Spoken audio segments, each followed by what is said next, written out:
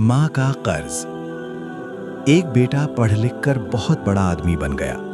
वालिद के इंतकाल के बाद माँ ने दिन रात मेहनत की, हर तरह का काम किया और उसे इस काबिल बना दिया।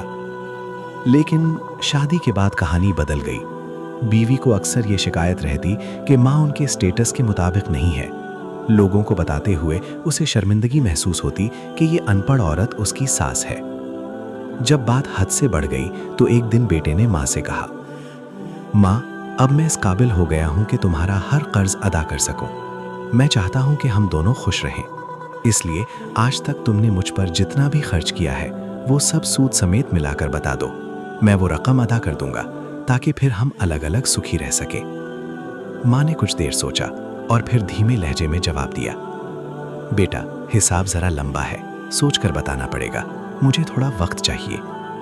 बेटे ने लापरवाही से कहा, ठीक है माँ, कोई जल्दी नहीं, 2-4 दिनों में बता देना।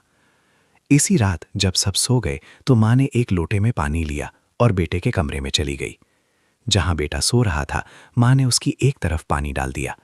गीलेपन की वजह से बेटे ने करवट ली तो माँ ने दूसरी तरफ भी पानी डाल दिया।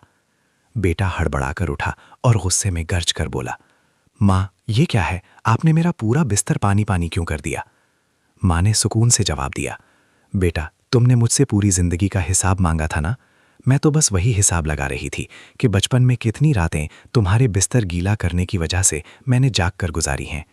ये तो सिर्फ पहली रात है और तुम अभी से घबरा गए। मैंने तो अभी वो हिसाब शुरू भी नहीं किया जिसे तुम कभी अदा कर पाओगे। माँ की इस बात ने बेटे की रूह को झंझोड़ कर रख दिया। वो पूरी रात सो ना सका क्योंकि उसे एहसास हो चुका था कि माँ का कर्ज दुनिया की कोई दौलत अदा नहीं कर सकती।